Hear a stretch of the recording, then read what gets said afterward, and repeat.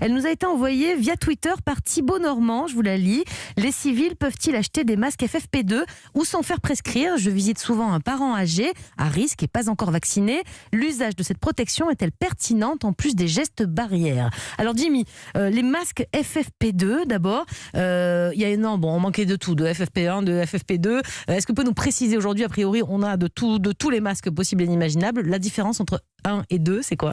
Alors, c'est très simple. Vous avez grosso modo les masques chirurgicaux classiques et les masques FFP2. Les masques FFP2, c'est les masques canards qui ont une caractéristique principale, c'est d'être plus filtrants. C'est-à-dire qu'ils vont plus filtrer les petites particules, notamment les virus, alors que dans le masque chirurgical classique, ça marche très bien, mais un tout petit peu moins bien. Et en plus de cela, il y a un peu plus de fuite avec un masque chirurgical. Le masque FFP2, lorsque vous en portez un, vous vous rendez compte qu'il est beaucoup plus hermétique, qu'il a moins de beaucoup fuite plus au visage. Exactement. Donc, en temps normal, lorsque vous êtes en train de faire vos courses, lorsque vous êtes dehors, un masque chirurgical suffit. En revanche, on peut se dire que dans certaines situations, notamment plutôt médicales, normalement, un masque FFP2 est recommandé. D'accord. Et là, il demande s'il est civil, donc j'allais dire vous et moi, mais bon, vous êtes médecin. Est-ce que moi, je peux aller en acheter comme ça à la pharmacie ou est-ce qu'il faut une ordonnance? Non, ils en vendent désormais en pharmacie, sur Internet. Effectivement, il y a un coût qui est différent, vu que ces masques FFP2 sont plus performants, ils sont forcément plus chers.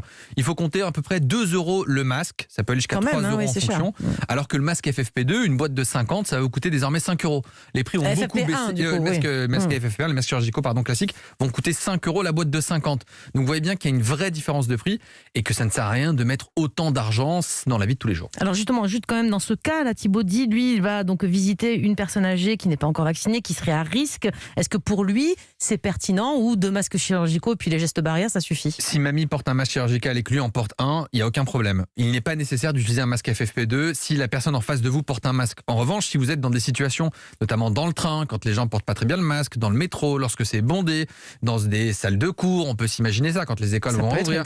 Eh bien, on peut se dire qu'un masque FFP2 est plus intéressant. Moi, quand je vais faire mes visites à domicile, eh bien, je mets un masque FFP2 parce que je dépends des autres. Alors que quand on va rendre visite à une personne âgée, elle porte un masque chirurgical. J'en porte un, tout se passe bien. Très bien. En revanche, ce qui est pertinent, on va le rappeler une fois de plus, quand on a un proche âgé ou autre, ou quelqu'un à risque dans son entourage, la meilleure des protections, c'est de faire en sorte qu'il soit vacciné très vite. Ça, c'est sûr. Exactement. La vaccination, c'est peut-être la seule chose qui nous permet de sortir de cette galère. Je vous rappelle, et je le vois trop souvent, des personnes tombées malades après la première injection. Ça ne veut pas dire que le vaccin ne marche pas. Ça veut dire qu'on a baissé un peu nos défenses et qu'on fait moins attention et qu'il faut un certain temps avant que le vaccin soit efficace.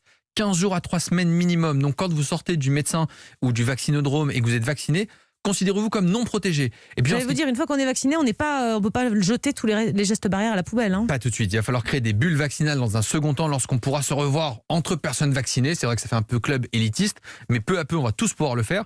Mais en attendant, soyez vigilants après l'injection. Et puis, si vous n'avez pas de moyens pour acheter les masques, je vous rappelle que vous pouvez les avoir gratuitement sur prescription médicale.